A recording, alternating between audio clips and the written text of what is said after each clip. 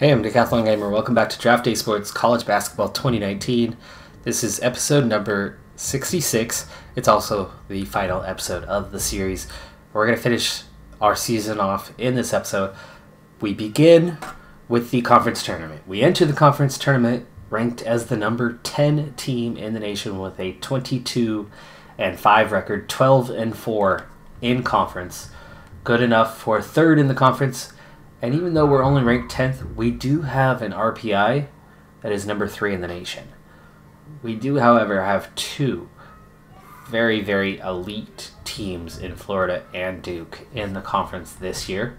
They're going to be very difficult to get past. So, first round of the conference tournament, Texas Tech, Oregon, Oklahoma, Cincinnati, Maryland, Utah, Syracuse, and Kansas. We join those two and one more with a first-round bye as the top 4 seeds in the conference. You have new mail. Texas Tech with the upset over Oregon. Oklahoma upsetting Cincinnati. Maryland upsetting Utah. And Syracuse upsetting Kansas. It's a whole string of upsets through the first round, and that's going to give us a matchup with Oklahoma, 17-13 Oklahoma here in the second round of the tournament. Syracuse and Florida will play. Maryland and Duke will play. Texas Tech and North Carolina play. The 4 top seeds should be heavy favorites in all 4 of these games. Let's go ahead and make a quick check on the scouting report. 78% favorite. Advantage at 4 of 5 positions. I will quick sim this. I will have some trust and some faith in my team. And we're going to be quick simming all of the games in the conference tournament as this is the final episode. There is no time for a detailed game look at each of these. We do win this game by 21 points, so I believe the final score was 76-55 as it flashed on through. You have new mail. So we easily get the job done. That was what I needed to potentially get a 2 seed for the tournament, for the March Madness NCAA National Championship Tournament. So Florida beats Syracuse, Duke beats Maryland, we beat Oklahoma, and North Carolina beat Texas Tech. So after all upsets through the first round, second round goes to all the higher seeds.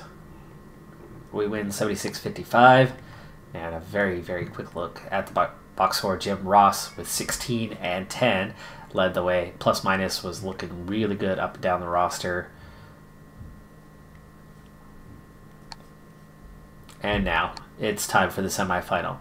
This is where things get tough because the top 4 teams are all here. North Carolina, I think we're just about on their level. I'd probably take North Carolina over us, but only 55-45. Very, very close contest. They're ranked number 5 in the nation, and we should be there. We should be there at or above their record. Our records are identical throughout the season. We did beat them in the head-to-head to be the 3 seed. They're the 4 seed. It's Florida who's the 1 seed. Duke's the 2 seed. But those 2 teams, Duke, Florida, those are the crazy elite teams, and I'd be very surprised if either of them lose. You can see we're only an 11% favorite. Heavily underdogs, even though we're one of the best teams in the nation. I'd place us one of the top 6 or 7 teams in the nation this year. So probably going to be a loss. Probably going to set us up for our position in the tournament. But we'll see.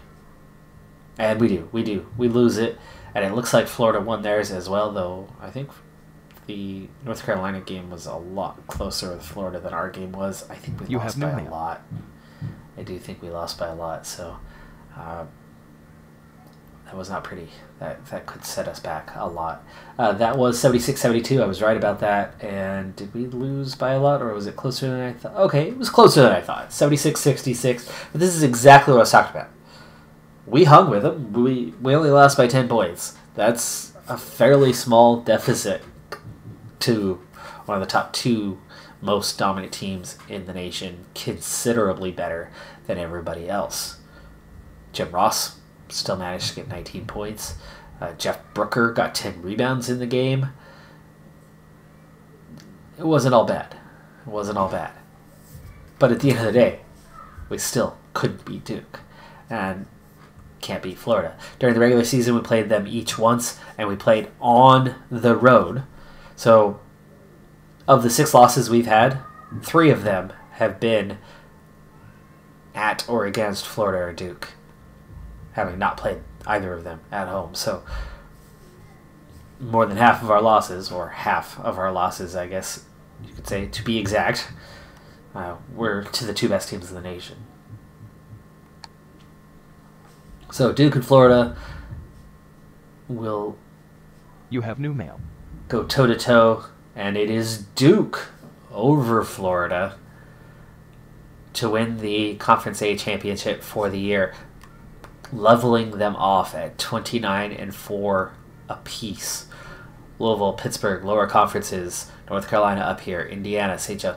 A lot of teams from smaller conferences placed higher up in the rankings this year, surprisingly. Usually the top 5 to 6 Conference A teams are all inside the top 10. We were the 3rd best team in Conference A and only ranked 10th. So a little odd this season. Decision. Awesome. I didn't actually even have anything out for you recently, but Steve Greer, thank you for choosing us, ranked number 73. We have 0 money left, so I haven't been able to do any visits of any kind here late in the season. So it was good that we were able to get another one. But again, as this is the final episode, I have completely neglected what was left of our recruiting for this season. We do have 1 scholarship available, but there were 5 in all. And the one left is Crosby. And Crosby does like us now, and there is an offer in there. Let's see how he's looking. We've gone from nowhere to 8th on his list. So that's something. That's something. But we have $600 left in our budget. That's rough. His rank's lower, so it's not a big deal if we don't end up getting him. And again, not a big deal because, well, there's no money to do recruiting, and there's no future episodes to come. You have new mail. Okay. Here we go. Playing games. Da-da-da-da. And here we go. Duke, number 1 overall seed after winning Conference A, stealing that away from Florida. Pitt, a 2 seed. West Virginia, a 3 seed. I will be really shocked if we're below a 3 seed. I'm hoping we'll get a 2 seed. Florida, 2nd number 1 seed. No surprise there. Indiana, a 2 seed. And Kentucky, a 3 seed. Oregon, a 4 seed. There's another sign that we should be at least a 3 or above. A lot of Conference A teams there. North Carolina gets a 1 seed. Oof, good for them. So they bump themselves up from 5th overall. They get to the semifinal like we did, and that was enough to bump them into a 1 seed. And we did get a 2 seed, with North Carolina being the 1 seed in our conference. That gives us a chance. James Madison will be our opponent, the 15 seed. Just 18-12 for them. They think we're going to humiliate them on national TV. I like that. We haven't humiliated anyone in the tournament before. That gives us a chance to get to the Final Four, because North Carolina can be beat. Seton Hall. Oh, interesting.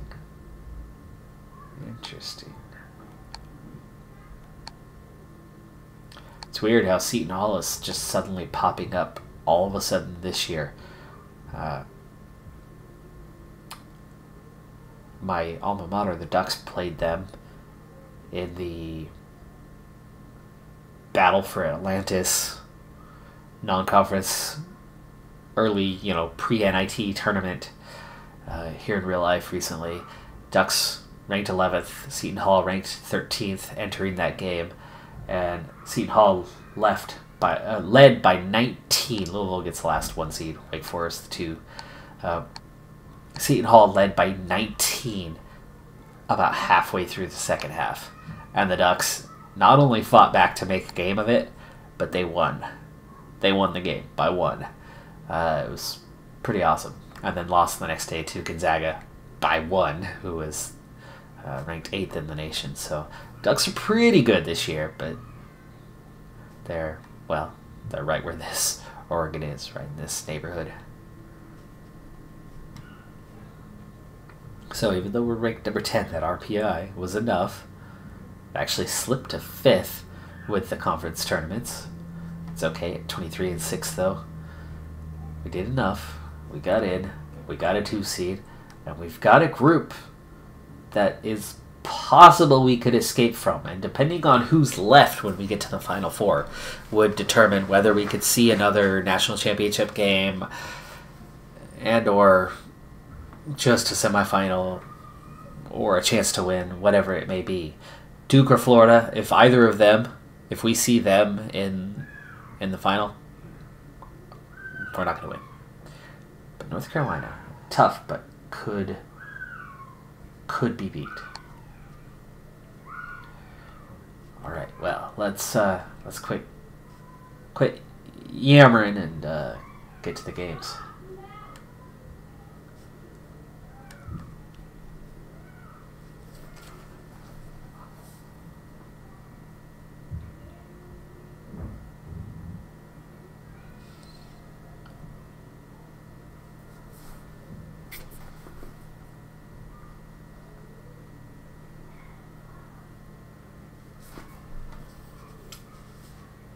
Oklahoma only in the NIT.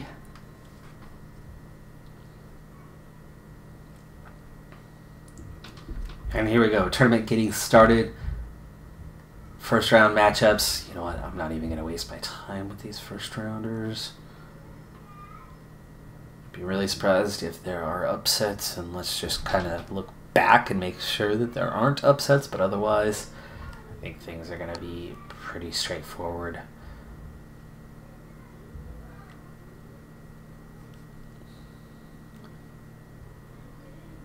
Everyone takes care of their first rounds, though Nevada, that's CIT. All right, James Madison. I'd like to just go quickly, but let's at least Conference H, 89% favorites, advantage everywhere. I have seen us lose one of these just a year ago. Was it in the tournament we got knocked out crazy early?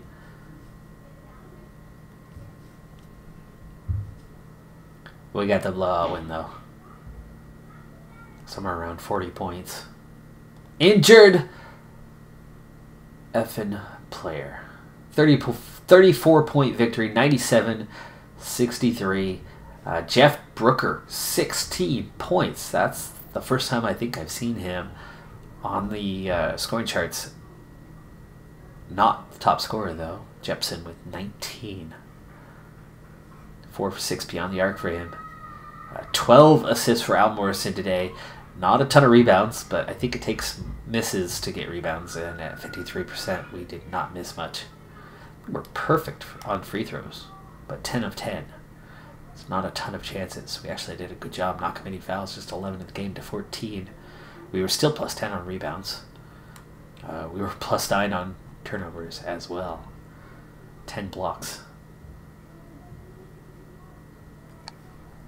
Job well done. No upsets in the other games.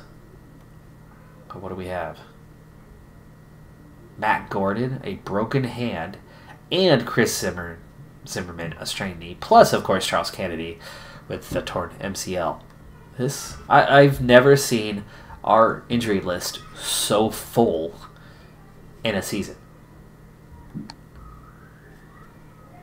These guys, Zimmerman played just 3 minutes. Matt Gordon played 2. Now, something I have not done most seasons, but I really need to do, this year. And I will do now. I'm going to allow these guys to play longer, the starters. Go deeper. Be more tired. Have a bigger impact. There's nothing left to play for after this, right? And then you got your bench. Well, that's Justin Smith. He doesn't need to have that long, but there you go.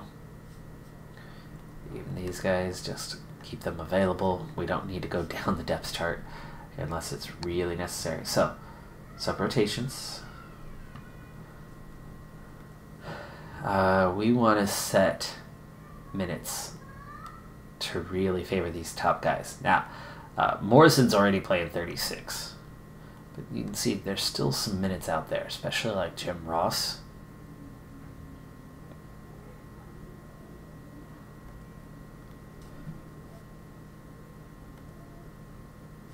Can we... What happens when we go... I've never used set by minutes. Hello. We're going to set Al Morrison to 36. We're going to set Jim Ross to 34. And we're going to set all the other guys to 34.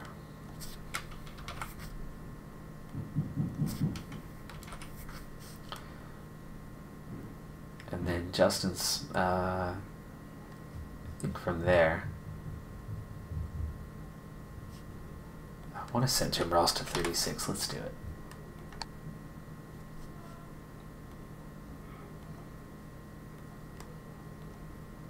There we go.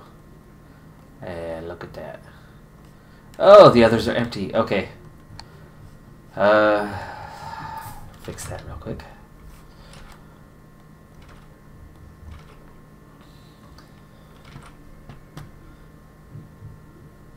I have to know who is my backup to Ross and Morrison, I suppose. Let's take a look. Depth chart.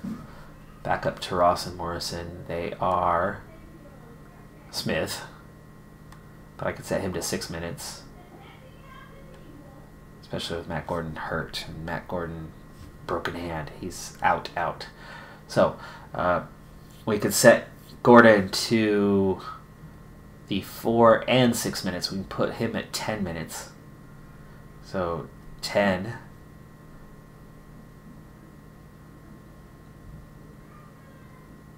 Six. Maybe I bump Thomas up. Okay, let's do this. He's out. And Zimmerman, strained knee, he's out for a couple weeks. And there's no... Kennedy's out. So we're looking at 9 guys. We got Smith, Porter, Thomas, Bradley.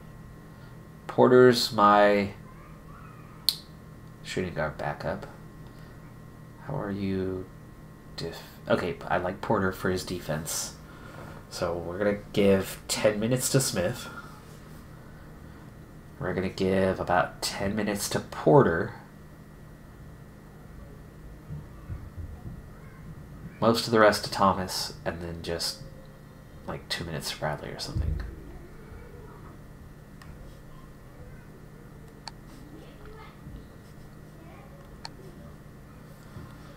So, try again.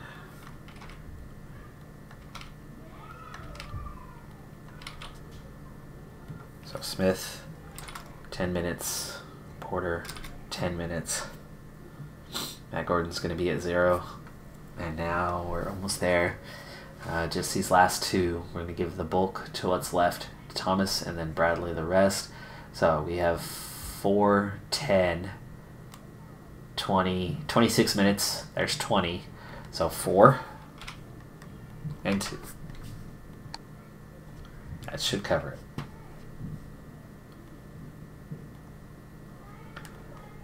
So now we're going to rely heavily on the starters. Something I don't do during the tournament, and I really should, because seasons are long, and you want to give players a chance all season to develop them for the future. But when it comes time for the tournament, I mean, you got to play your best guys. All right, first round's done. Second round. We're going to be playing Creighton next, 22-9. Definitely a better team than what we just played. But that could also depend a bit on what conference they're coming out of. Oregon won their game against South Florida. You have new mail. So Duke wins. Pitt beats Utah. So Utah's out. Florida. Cincinnati's out. Beaten by Indiana. Kentucky beats Syracuse. Oregon's still in. North Carolina gets Georgia State. St. Joe's gets Kansas. We get 10 seed Creighton. So Creighton with an upset to stay alive. Conference F team, 22-9. We're 89% favorites with the advantage at every single position.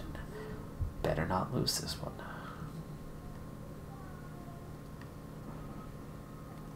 We are we? Didn't I count the minutes right?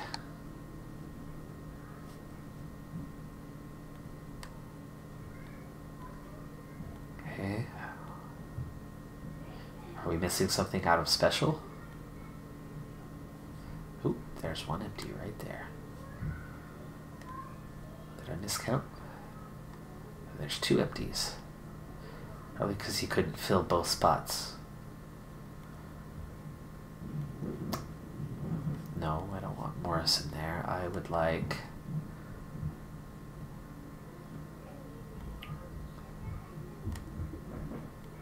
Brooker, go ahead and take 36.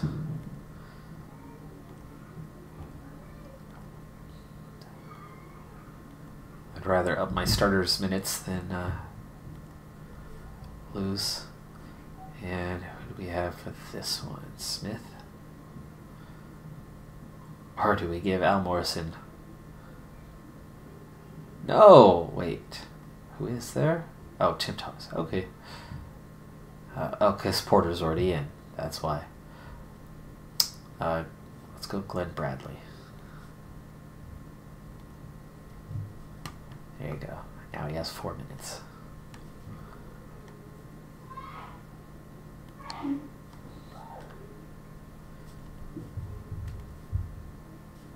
Okay, 83-60. Into the Sweet 16. And now we're going to start getting into the games that matter.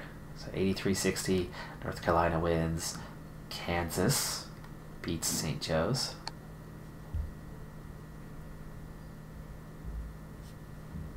Easily took care of things in the first half. Didn't stretch the score by a whole lot in the second half. You can see we definitely gave some minutes down to these other guys. Even Bergman played 4 minutes. And everybody had a positive plus-minus. Double-double for Jim Ross, 19 and 11. And added a few steals to it. And next up, we have number 24 ranked Alabama, 24-9.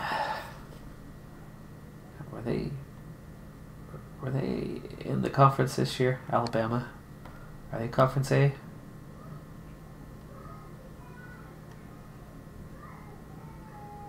No, it's Oklahoma I was thinking of.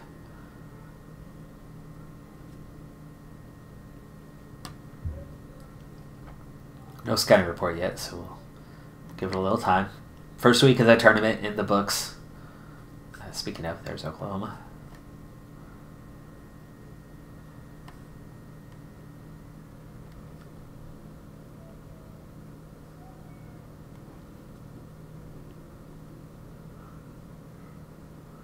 Alright, back into tournament play.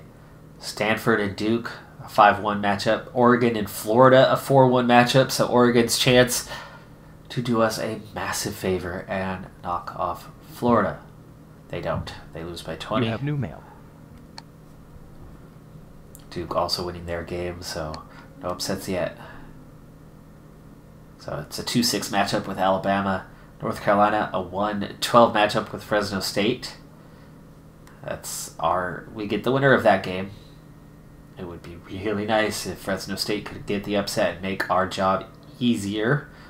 Of course, we still have to get past Alabama first. And then Kansas and Wake Forest. Go ahead and see Scouting report, 89% favorite, heavy favorite. Maybe I should skip that one more in order to have enough time. Right, then we're going to have Elite 8 plus Final Four. That's 3 matchups. Heavy favorites, let's do it. Okay, 20-point victory. We got it. Nigel Porter, sore back 1 day. That does not help. Zimmerman, 6 days on his strained knee. Did I give him minutes? I think I did. North Carolina won, so that's who will play. Wake Forest beating Kansas. So Kansas pushed themselves a little bit deeper into the tournament, but they could not get through everyone. And we're finally down to the Elite 8. 8 teams left. I told you we were good enough to be one of the top 8 teams. I knew we were good enough to get that far. And we've done that. Now, though, can we make it into the Final Four? Can we get any further than that? So far, no sign of upsets. We've got Pitt and Duke, 1-2 seeds. We've got Indiana, Florida, 1-2 seeds. Yeah. Indiana and Pitt, pulling for you guys because you are 2 teams that are definitely a notch below the 2 teams you're playing. So do me a favor, will ya? Florida wins against Indiana, so they're not out. But I'm hoping my eyes did not deceive me. I might have seen Pitt beating You have new mail. Duke. No upset, neither one. Both games were tight, but that's a crazy scoreline, 195. I don't know what the last Elite 8 matchup is. I suppose it's important to see. Let's figure out what it is.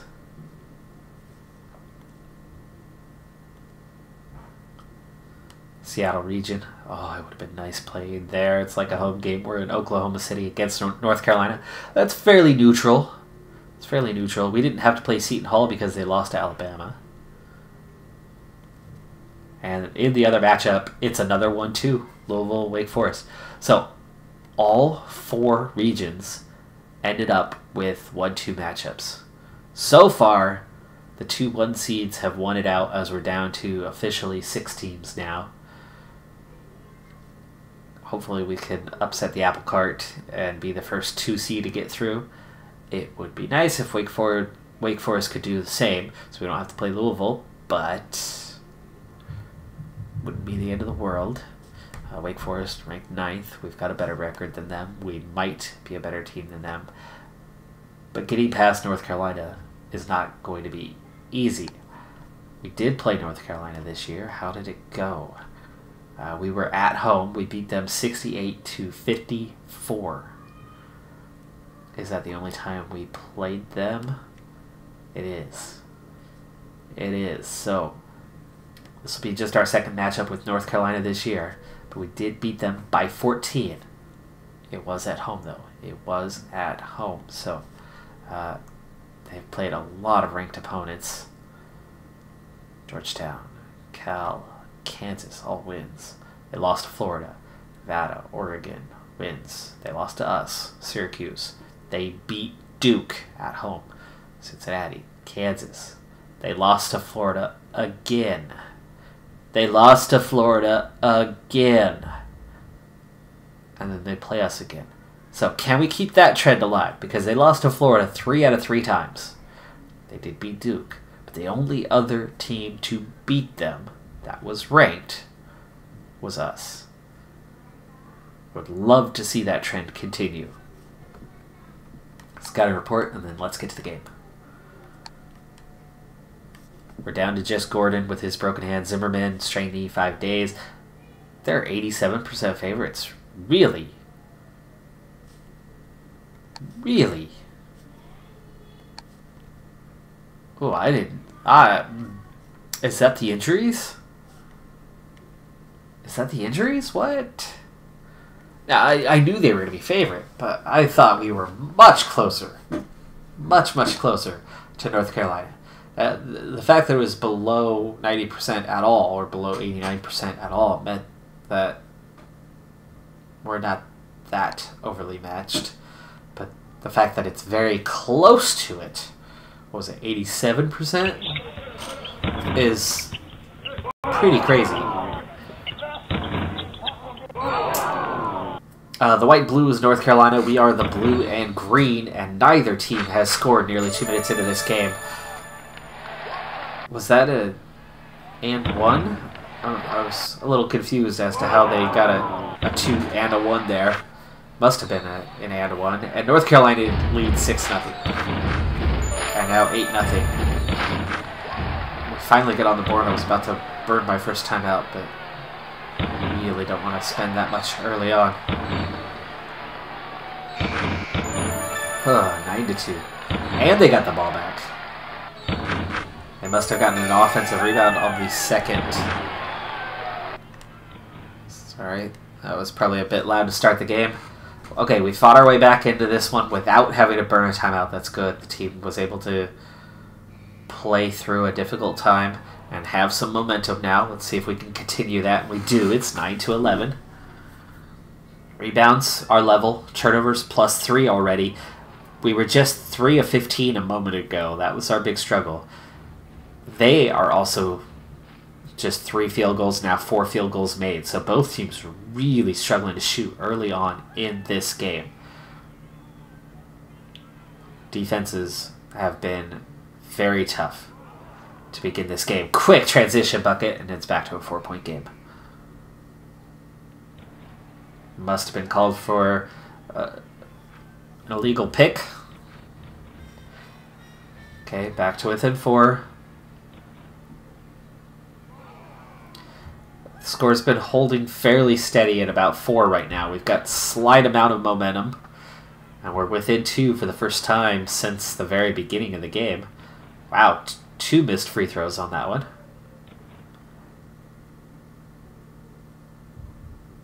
North Carolina playing a man-to-man as we get in tight, level the game. At our end, we're playing man-to-man now, but we've been switching our defense around a bit.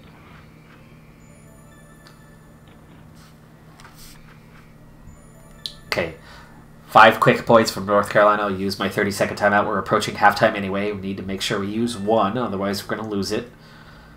And we're down 7, so the timeout did not help us actually at all. Steal there, gave us a little momentum. Foul at the other end. We're back within 5. 20 seconds. Oh, come on, come on. Let's get 1 bucket before the half.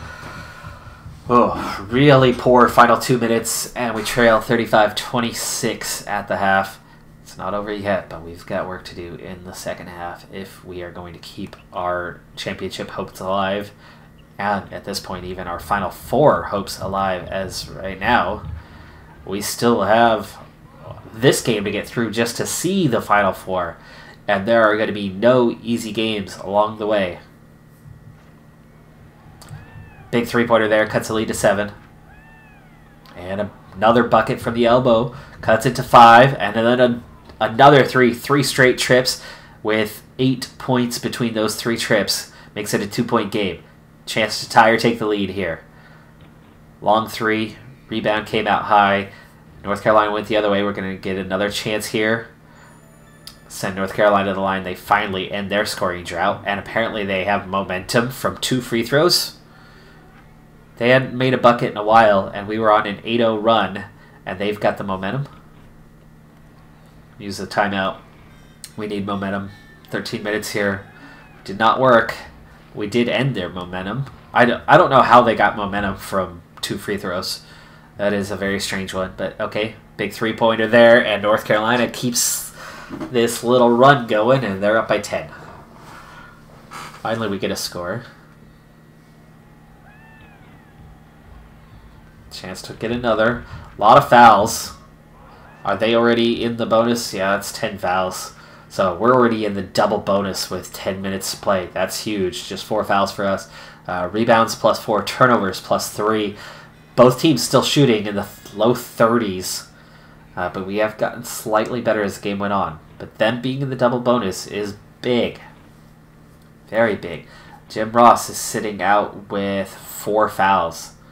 That could be a big factor going forward. But we have the lead all of a sudden. So 10-point deficit is suddenly a 4-point lead. And it's 53-49 with 5 minutes to play. And let's slow down for the final 5 minutes of this game. Let's go in 8 for now. But North Carolina turns it over. And we get a quick transition bucket to make it a 6-point game. Ball play around the perimeter. Was that a foul? Or was that just knocked out? Offensive rebound, unfortunately allowed on that one. They work the ball down to the block, but force him back outside with it. They take the long three, but he gets free throws out of it and makes all 3 of them. We still have momentum, and we answer with the 3 of our own. That's how you do it. That's how you do it. 6-point game, 4 minutes to play. Let's go. Oh, huge 3, and they answer right back. Teams are just throwing daggers at each other right now. Work the ball down to the elbow. Settle for fairly difficult shot. Long 2. That was a very deep 2. Really don't like that shot, but we force them to take a 3 under pressure. We get the ball back. 3 minutes to play. 3-point game. We work the ball. We get it back. Lucky chance here. Both teams really struggling. That was a 2. Crazy long 2. Full court pressure here. Switching it up against North Carolina late in this game. Boy, that should have been a turnover, and we do get the turnover. We had them trapped, pretty much all 5 guys right there. Oh, and then we cough it up ourselves, and we give it right back. Again, we've got him under pressure. How does he get through that? Rebound's knocked out of bounds. And we force the wide shot. Get it back. 2 minutes to go. 2 minutes to go. We've got 2 timeouts. They've only got 1 left. Let's slow down even more here for the final 2 minutes. Oh, the rebound and the putback makes it a 3-point game. Minute 38 to play. No timeout yet, but probably the next possession. They have momentum right now? Really?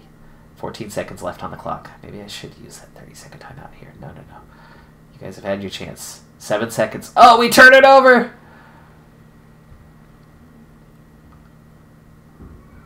We're in a 1-2-2 zone. Another turnover. Turn it over to timeout. There we go. 55 seconds. 23 seconds on the shot clock. And we take an early 3-point shot. What are you doing? That was not the play call. Let me tell you. And they take a big 3. Tie the game. 28 seconds. Let's wait. Wait a little bit. That last timeout. They have no timeouts remaining. We do. 18 seconds left on the clock. 14 on the play clock. We're going to use that timeout. Set it up. Let's go for the win here.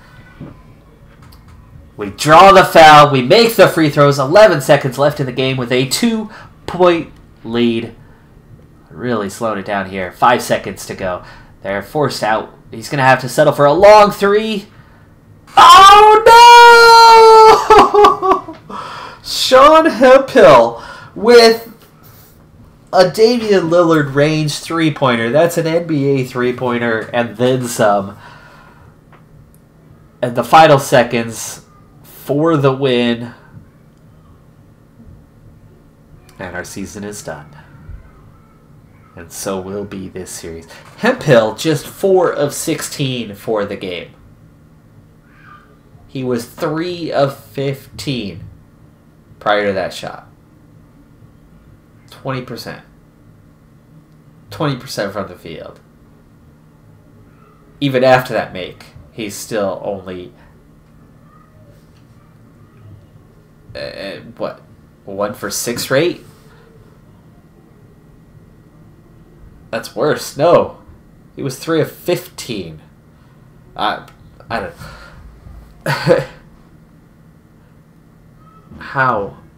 How did he make that shot? Under pressure, from range. He's had 5 turnovers. He's 4 of 16. He's had a terrible day besides the blocks.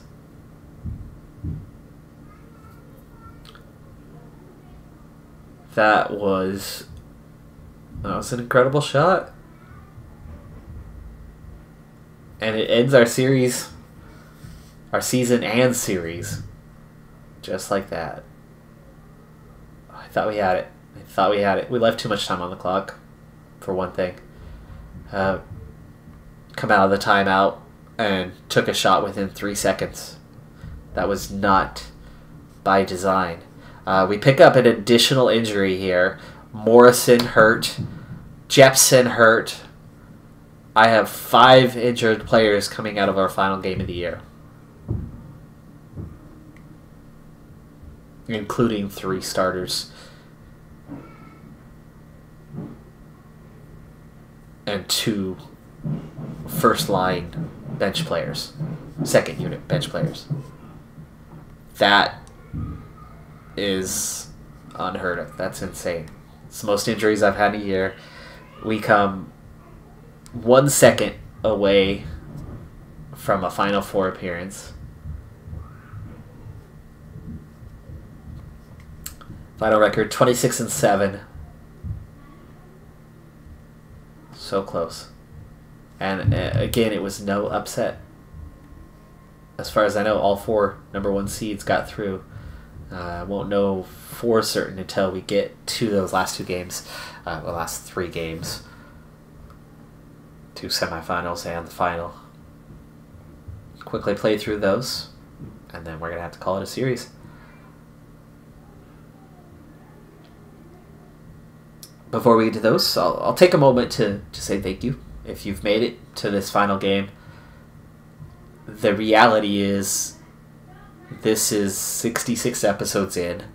The previous rendition was about 80 episodes in. That's about 150 episodes. That is a lot. Louisville won as well, so all 4 1 seeds will play for the national championship. Duke wins. Louisville wins. North Carolina was beat. We could have beat them. We should have beat them.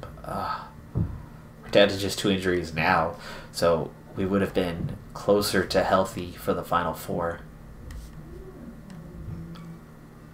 But one more day till What? Florida. It said Duke. Okay, 85-75, Florida. My bad. You probably saw that. I read it wrong. I thought it was Duke, Florida. I got the score right. I got the matchup wrong. So, Florida back on top. Duke might have claimed the Conference A title, but Florida gets their revenge. I think they could beat Louisville pretty handily, but Louisville might be B or C champion here, and they've got a really good record this year, so they were good enough to beat North Carolina pretty handily. You have new mail. And it's the Cardinals. Louisville Cardinals. I've seen them play a game outside of Eugene, outside of Oregon. I'm trying to think if I've ever been to another college basketball game in person other than Louisville. I was stationed at Fort Knox when I was younger, a long time ago. Saw them play once. In fact, when Rick Pitino was hired, I was right there, not far down the road.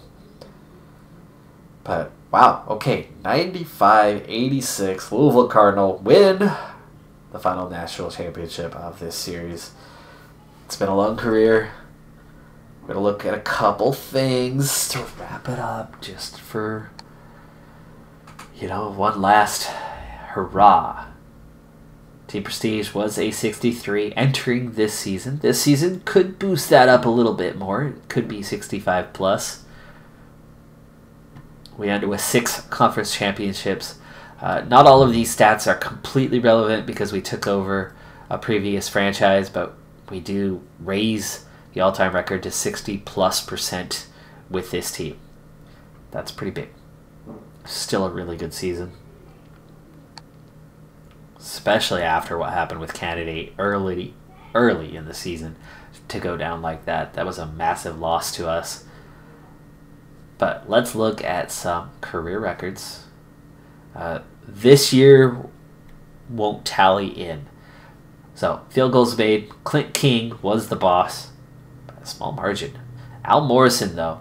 Al Morrison is there, just 8 away. I don't know if that puts him to number 1 all time. Jim Ross is up there as well. Davies on top there. 3-pointers. Al Morrison, number 1 all time. No idea. That was great by him. Field goal percentage. Not too many players. Only 11 have even had enough, but it's Clint King who is the boss. 3-point percentage. Only 3 have ever taken enough. Total points, Clint King. There's Morrison in 3rd. Ross in 9th. Morrison, top assist guy, so he's become a legend. I didn't realize he had done this much. I mean, I know he's been good, but I didn't know he's up here challenging Clint King in anything. There's Ross, 3rd in steals, blocks. Ross is 3rd there as well. So he's really stepped up in a big way too. Double-doubles. 56 for Clint King. Ross 2nd on the list though. Never had a triple-double. All these years, all these games, never had a triple-double. And if you've never seen Sabrina Ionescu play, point guard, Oregon Ducks, women's team, okay, and that's why you might not have ever seen her. She's a senior now. She holds the all-time record at the collegiate level by far. She has crushed everyone in triple doubles, and she's not your Russell Westbrook. Russell Westbrook loves stats. He will get points for himself.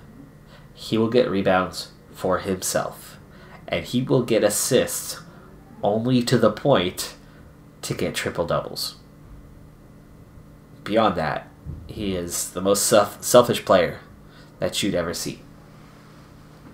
Now, I've watched Ionescu play a lot. She is a fantastic player. She will be the number 1 pick in this year's draft. She was going to be the number 1 pick in last year's draft, but she opted to go back for her senior year. She and the Oregon Ducks beat Team USA recently in a preseason matchup, college versus the women's national team, and they won. And it's not Ionescu alone, because she is surrounded by Ruthie Hebard and others, excellent talents on that team. But Ionescu is not a selfish player. She is pass first more than she is a shooter. There are many nights where she'll end up with 3 or 4 shots in the entire game. So she's not a selfish player. She plays team basketball, and she works so hard. But there are just nights where she just is on fire in every aspect of the game. Every facet is just, it's all clicking. And she just goes out there and just does something that you do not see at this level. In all these seasons, in all these years, and the 2017 series as well, I never once had a player with a triple-double. Now, I'm sure that it's happened in this game. I'm sure. But let's go ahead and look at my coach records real quick. Now, this is spread out over 2. It's spread out over 2. Am I anywhere on here? I've never looked at the coach records. Let's come back to it for a second. Let's look at my profile, and then we'll come back to this. Okay, on here it's only 13 years experience. I spent longer on the other series. More episodes. I flew through more, especially we slowed it down when we got to Conference A. So there's a bit to be had there. If we look back at the school records, it's only 300 wins, but a 70% win percentage. So 300 and 125. 11 postseasons, just no championships though. So 300 wins. Let's look at that back there for a moment. Krzyzewski, of course, Mike K. Nobody's going to beat him. What a list, though. What a list there. Never knew that Mark Few was so high up. Dana Altman. Dana Altman for Oregon, 790. That's the current Oregon coach. I think this is in-game. Mark Few. Okay, these are the current coaches in-game. These are all retired players. Retired coaches, Tubby Smith, 649. I'm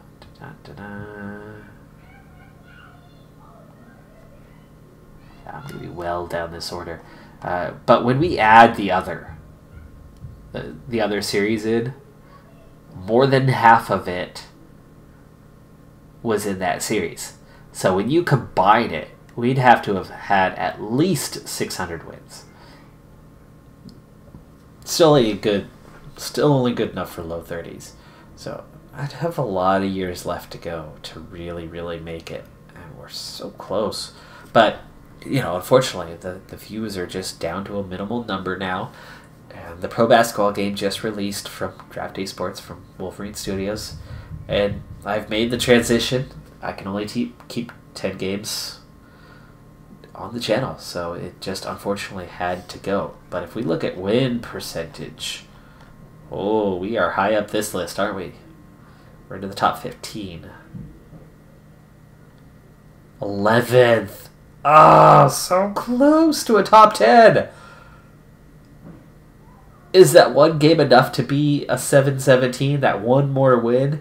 That 1 point loss right there? If we would have made the Final Four and then lost, is that a 7-17? I don't know. I don't know. It's a lot of games played. One more loss, right? 125 of them. One more win might not make that difference. Maybe we're still 11th. So close. Conference championships, only 6, but that's still already top 15. And then I had the previous. I only have 5 here, don't I? Wait.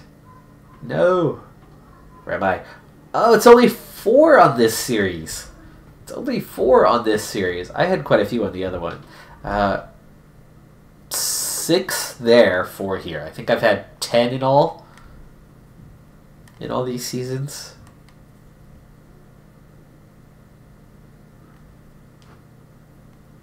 Round of 16. We definitely have quite a few there.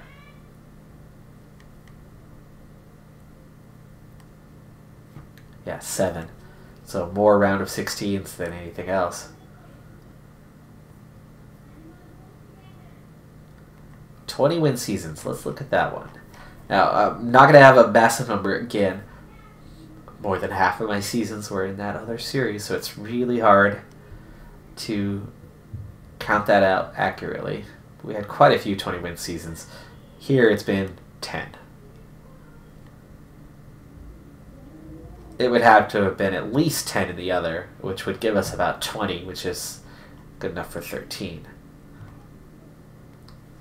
So it's hard without comparing this one and that one, combining the actual stats. I wish I would have written those down at the end of that one. But either way, that's a good career. It's a good career.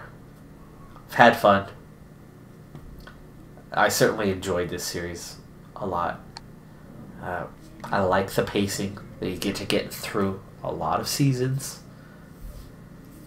Managed to go 12-4 in Conference A. We were right there among the best teams in the nation. Recruiting-wise, we've got 3 top recruits coming in for next season. Again, just further putting that team a little bit higher. A little bit higher. We're starting to rank... Williams was in the top 25. In fact, I think he was about 19th a little while ago. Roland was like 30th. It's like they come to my team and are low prestige, and it lowers their rank. I love how they do that in real life. It's like in football. Oh, Alabama's recruiting them? Oh, they must be one of the best players in the country. They weren't even ranked a month ago, but we're gonna put him at 50th. Yes, that's right. And then all of a sudden, their recruit rankings are right at the top every year. Well, they do recruit really good players. Don't get me wrong. They recruit excellent players, and it is possible that they see something that the others don't. But the majority of those Alabama players that end up the starters and the elite players and win them championships and get that football team, get those football players into the NFL, majority of those Alabama players were already the top 10, 15, 20 players. Everybody else saw it too. It's just the other guys, that the lesser known ones that they go after, that are suddenly coveted by everyone because Alabama's after them, including the rankings. So the way those rankings fluctuate very much catered to certain programs. Notre Dame, another example. Team that plays nobody on their schedule pretty much every year except for 2 or 3 decent programs. And then they still end up losing 2 or 3, 4 games every year. But they've got history. So does Army. Look at your history books. Army's won a lot of championships. Nobody looks at them like an elite program. Nobody looks at them like they've got prestige. What's Notre Dame done in the last 2 decades? That's right, nothing. They haven't given us anything since Rudy. The day we stop loving Notre Dame for no reason will be a day that I'm a very happy man. Anyway, I'm rambling. Thank you. If you're still listening, just one last thank you. I've really enjoyed this series. Like I said before, I don't want to ramble anymore. So I'm just going to go ahead and cut myself off. Be sure to check out the Pro Basketball series. Be sure to check out my other series as well. I've got 9, 10 active games all the time. I'm Decathlon Gamer. Thanks for tuning in. Give it one last like for the series if you would. And I'll see you around the block. Bye for now.